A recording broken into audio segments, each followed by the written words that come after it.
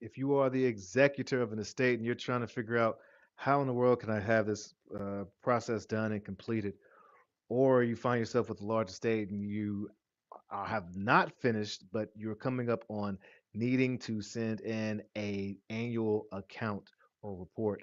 Today, we're going to review and go over what those differences are and some of the key features of both of those, and hopefully help you be able to deal with those. I'm Courtney Rollins with the State Pro Service, here to share and help people who are going through the probate and estate planning process, make that process easier while generating income and wealth primarily through real estate.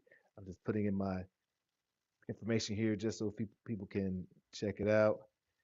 And hopefully that will help folks. EstateProService.com. If you are listening to this, then you're not being able, obviously, to see what I just shared. But definitely check us out on the In the Life and Transitions Experts YouTube channel, as well as the Facebook group. And yes, so let's rock and roll. Let's see, did it trying all these new little things here? I don't think it's showing, but that's all right. What happens if I click there? All right, so it's showing across the screen. Oh man, technology is amazing. So let's go ahead and take a look and see if we can help some people out who are the executors of estates or administrators of estates. All right, so final accounting versus annual accounting in North Carolina. Just a few disclaimers, or one really. I'm not a financial advisor, or nor am I a attorney, so I'm not giving legal advice. I'm sharing my experience as a probate expert, someone who has worked very closely in the estate office, has experience working with folks, and hopefully the experience can help you and help make your life a little easier. All right, so probate, if you've already gone this far, you know what probate is, but there may be someone who's a practitioner or someone who may be facing pending probate that's not sure what exactly it is. That's the legal process of settling the affairs, the property and the debt that someone has passed away with it in their name.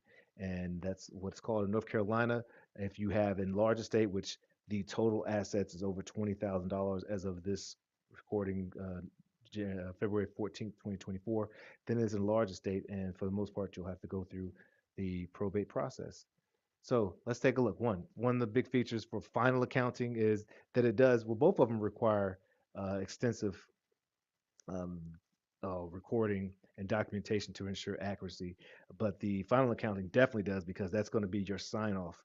All right. So you need to make sure that you have everything in order, and pretty much the account needs to be zeroed out. There needs to be nothing remaining in the deceased party's name. All right. So that requires a lot of note taking. There is great, like I say, software that's available, things that are the QuickBooks for estates. And if you need any support with that, reach out to me. I have partnerships and discount codes that I can share and provide with you. So feel free to reach out, Courtney at estateproservice.com. Another feature is once you're done with the final accounting, it is done. It's your final confirmation. You get to sign off and you are relieved of your duties and your accountability as a fiduciary. So, congratulations. You've done the task and you can move on with other parts of your life.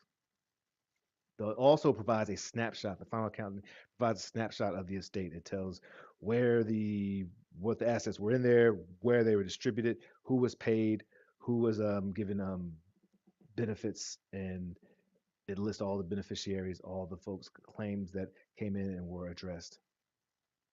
Final accounting also has a detailed list, as I said, of all the liabilities, assets, the income that was received before or received after the estate was opened, and any expenses that was incurred during the probate process that's specific to the administration or the execution of the probate of the will or administration of the probate. And it demonstrates how the assets have been distributed, as I said earlier. What heirs got what beneficiaries got received what. Yeah, so I hate that there's a typo there. I have to go back and clean that up. All right, now annual counting. Again, perhaps you still are or working on things and you weren't able to file, but each year or there has to be an annual count. And one of the features of this annual count, features of the annual count, is it provides a just a temporary snapshot of what the estate's situation, financial situation is. All right, it gives you an update, and it's usually every year that has to happen. So every year that the probate's open, it has to happen. It's a way to maintain transparency and make sure there's proper oversight for the estate's assets and financial transactions. It records any income that was earned. Perhaps there's a business that was still in the person's name, or like a rental, or any other type of business, or there was expenses that were incurred that is the estate's responsibility. Any changes in the assets or liabilities, has the stock gone up or gone down during this period, will be shown on there. All right, and if of course, if, well, I guess stock wouldn't be necessarily because that's at the time of the person's passing, but it would any type of, again, income or or debt that was occurred during that time period has to show.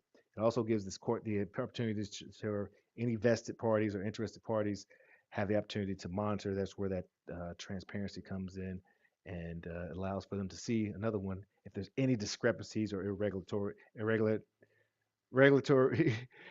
activity that's taking place, because as a fiduciary you have that responsibility. You can be held civilly liable, and in some cases, if it's a and huge engrossment, criminally liable, but for the mismanagement. So it's a very serious responsibility that a personal representative takes on. It again allows for everyone to see all the beneficiaries who are expecting benefits from this. They are able to see the progress in the financial history or health of the estate.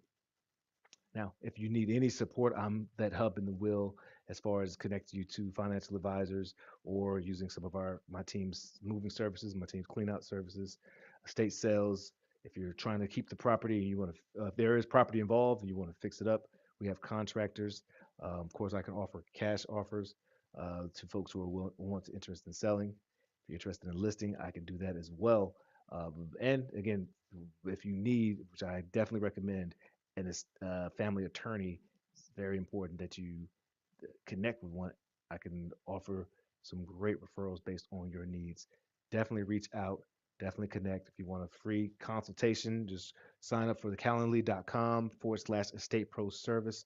We'd love to see how we can be a part of your journey in your world, and hopefully make this situation, this challenging time, a little bit easier for you.